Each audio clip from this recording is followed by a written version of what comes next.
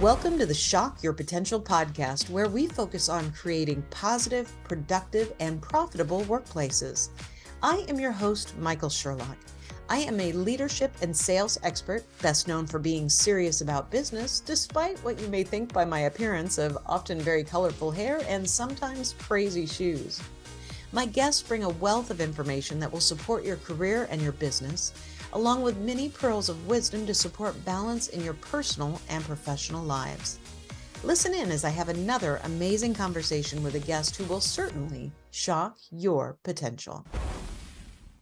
Brandi Bernoskie is a digital strategist, a website developer, and founder of two companies, Alchemy Plus Aim and North Star Sites, which are companies that help entrepreneurs and business owners elevate their online presence. You all know that I've been working on that a lot, and enhance their digital experience, which is so important today, especially as I'm learning about bump rates on my own website.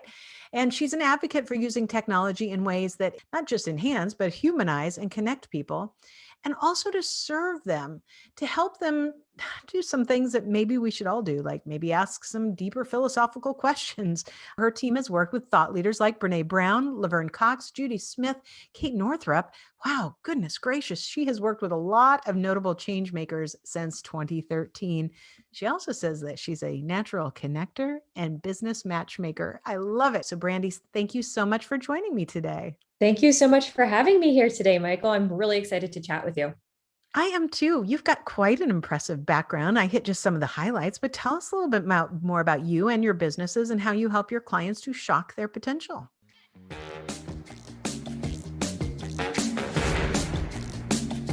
Absolutely. So I started my business about 8 years ago. Just as a freelance developer, I really thought I was going to stay a freelance developer, and inevitably it grew. So I am not developing anymore because my fantastic team is doing all of the development, and we just have the opportunity to really, like, I think of it as partnering with our clients to help bring out the best of what they do and really create something online that supports their business and their lifestyle. So I am not a believer in magic pills or cookie cutter formulas in order to get the job done. I am really emphatic with my clients about tuning in to what they're excited about, what gives them energy, what helps them connect really well with their ideal client base, and leveraging those points of connection for the business, as opposed to applying a general marketing formula of like, oh, you have to do a live webinar that goes into this thing, which goes into that thing. Frankly, we're not all built the same way. Right. And there are these great techniques out there that work really well for some people because their audience is primed for it. That's what they're looking for. And then there are others of us, myself included. I am just such a natural relationships person that I've built my entire business on just referrals and connections and meeting new people. And I'm a really wholehearted believer in that we can really construct a business around who we are and what makes us thrive and our team thrive. And, and for our clients to be able to do that and not just fall into the traps of like, oh, that person did it this way and they're successful, therefore I have to do it the same way to be successful. Yeah. We have to start by defining what success even means for ourselves. Yeah. And that's going to look different for everyone. So we're really emphatic about like helping the whole person step through into their website and into their business. Yeah, it's interesting you say that, because yesterday I was actually on somebody else's podcast and we were talking about a similar thing. And we were kind of talking about what I do, and you help them to step into, their potential, make better leaders, better salespeople. And he goes, so you help them when they're vulnerable. Who helps you when you're vulnerable? And we had this great dialogue about how it has taken me the last 3 years to find the organization that I feel is my business coach. And yesterday was actually my first big session with them. And then I'm having a first couple individual sessions just to make sure it's the right fit. But it's taken me 3 years of trying to find that kind of connection that I feel speaks to me. Because the ones that are like, hey, do this in our 90-point strategy or a 3-point whatever for success or this, and you're going to be, doing that. You're going to have 10 million followers. And I'm like, that's not what I'm going for. So I think it's great that you talk about that especially from a digital presence perspective, Mhm. because there is a lot out there that's telling us that you're only successful if you've got A, B, C, D, and E. And we know that's not true, but it's really hard to kind of fight that dialogue that's, in the world that says, if you don't have 10 million TikTok followers, you suck. Yeah. I mean, And it's why. apparently we're on TikTok now in my company. I had no idea, but No, and that's exactly why, like, we hop on the latest social media channels because everyone is there and that's where we think we should be. But your ideal audience may not be there, honestly. Like, right. frankly, my ideal audience, I tend to find in rooms full of really smart business women, Yeah. as opposed to on TikTok. I think I'd have to work so much harder to find like those individuals through that Yeah. channel. Yeah. Oh, I agree. And it's funny because my marketing director, she's so sharp, and she tries and tests different things. And then she took, one of our videos that we do on a weekly basis, and she said, so, I just put it out there just to see, and we got like 1,200 views in the first couple hours. And I went, wait, what? Like, that's great. So you're taking what I'm already doing and you're figuring it out. I don't have to operate differently to do it. She goes, no, we need to make it work with what you are. And the whole goal is just to see if we can build additional following. I'm like, cool. That I like. I actually originally was a blogger. That's how I learned to develop, because I had my own blogs and was writing and connecting with people. And as I started to get into development and I was working with like bloggers who were up and coming, so often, we would talk about what they wanted on the sidebar for their social media. And it was like, I need every social media. And I'm like, if you are doing every social media, when do you have time to do your blog? When do you have Right. time to spend time with your family, or frankly, even just spend a little time with yourself, Yeah. and not always feel like you have to be on or generating content in order to be successful at what you're doing. So there were a lot of times I had to dissuade them and say, like, choose three. Like, I will add more buttons if you want more buttons in time, but let's just start with two or three. Yeah. And then once you feel like you've mastered those, you can always build on from there. And I think the same is true for a lot of businesses as well. Like, we think we have to launch out of the gate with like 16 offerings. You can have just two to start, Yeah. and really promote those two and focus on those, and then build on new ones as the audience demands it and as you see the need for it. And as you start to, realize how much content you've already created that can be Yes. packaged, repackaged, redesigned, reorganized. I mean, it's understanding that for a lot of us, we've already created quite a bit of stuff. Now, Yes. what you do with it really matters, and you can have a nice shelf life of evergreen materials if you just simply take the time to quit trying to create more. Yep. Absolutely. So you've worked with some really notable names, in terms of their presence. So, how have you gotten these types of opportunities? What's allowed you to take those opportunities in the rooms with powerful women and turn that into business for yourself?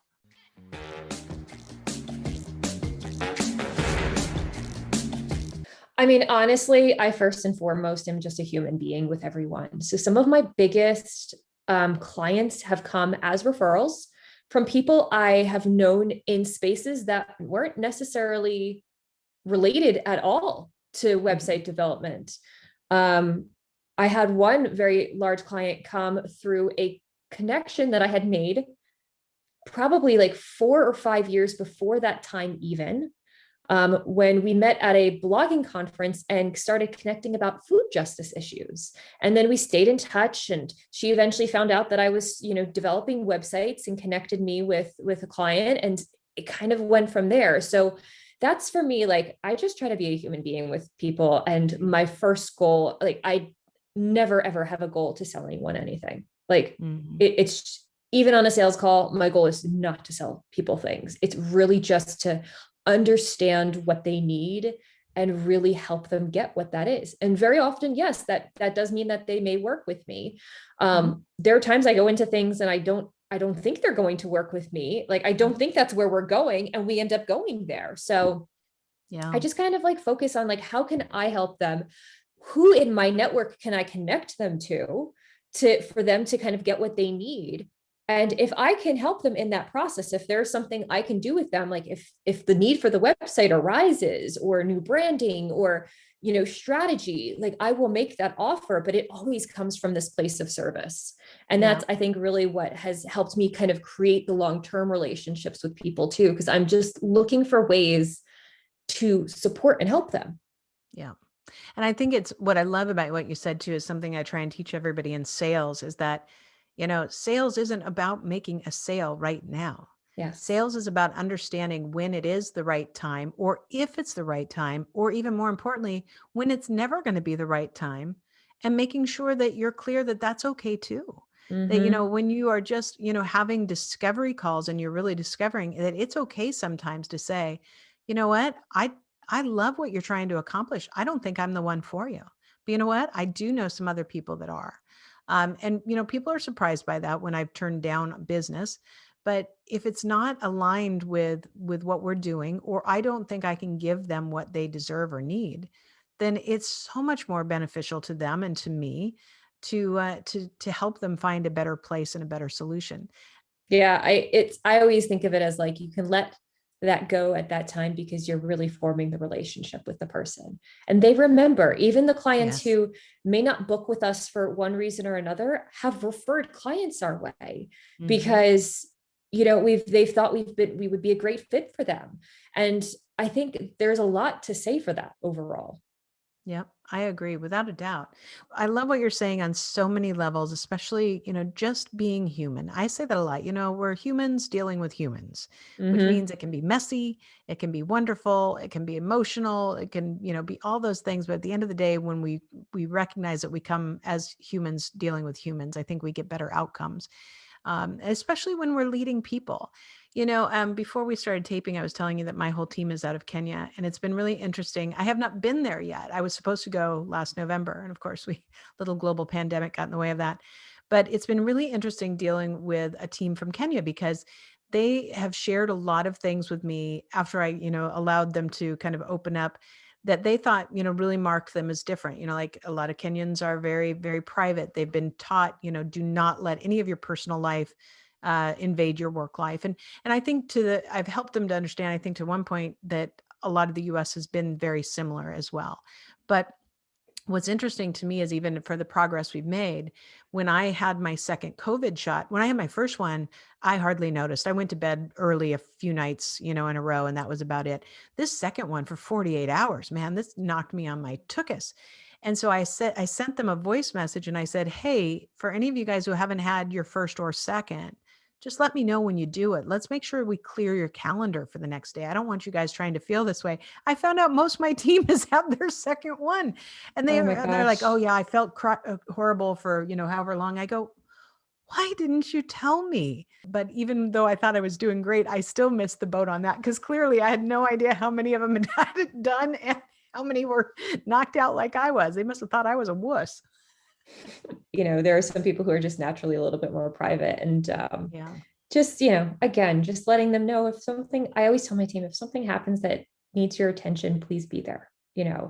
We can always work out the details of things later. And yeah, I may make a wrong assumption here and there when I don't know what's going on. So just let me Yes. know what's going on when you can. That's a really good point, is that as human beings, again, we try and fill in the pieces of the puzzle that are missing. Mhm. So if we don't have all the information, we may put that puzzle together the incorrect way and think maybe that person's checked out, or maybe they don't like the job, or maybe they're job hopping, or, whatever it could be. And really, in reality, they may be going through something and don't know how to balance the two. And they're an incredibly important part of your team. You don't want to lose them. You definitely don't want to lose them emotionally. Yeah, And so the more information we have, I think the better. Maybe there's some things you don't want to know, or maybe you don't need to share everything in your life. But I think those major things are really important to help us realize that we're human beings working with human beings. exactly. I love it. Well, Brandi, I know we're going to have all your contact information on our show notes, but just in case somebody wants to look you up right now, because they're like, I think I need this woman to help me design where we're going for my company and our digital presence, what's the best way for them to reach you? Best place to go is to our website, alchemyandaim.com. Head over to the contact page, fill out the form. I actually see that comes to me. So I will respond. And like we were talking about earlier, if I don't think I'm a good fit for something, I will make sure that I try to connect you with someone who may be a good fit, or really whatever I can do to help. That's really what my focus is. Excellent. Well, before we go, do you have any last words of wisdom or pearls of advice for my listeners and viewers?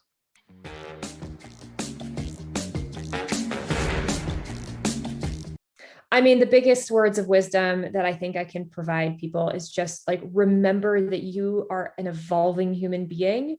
It's not about getting things done perfectly. It's about just getting things done beautifully in their imperfection. And just know that it's like, anytime you put something out there, a better version is going to pop into your head after you put it out there, because you're going to have new ideas and new information. So I really try to help clients and like my team focus on like, it's all an evolution. It's always an evolution. That's so true. What a great way to look at it. Because the moment you hit send or post, there's always your head has already begun to analyze it to find a different way. And instead just say at that moment in time, it was perfect just the way it was. Exactly. Well, Brandi, thank you so much for sharing not only about your company, but your words of wisdom with us and great advice about leadership. I really appreciate it. You've been a fantastic guest. Thank you so much for having me today. Thank you for joining us on another episode of the Shock Your Potential podcast. And as always, don't forget to subscribe, rate, and like us today.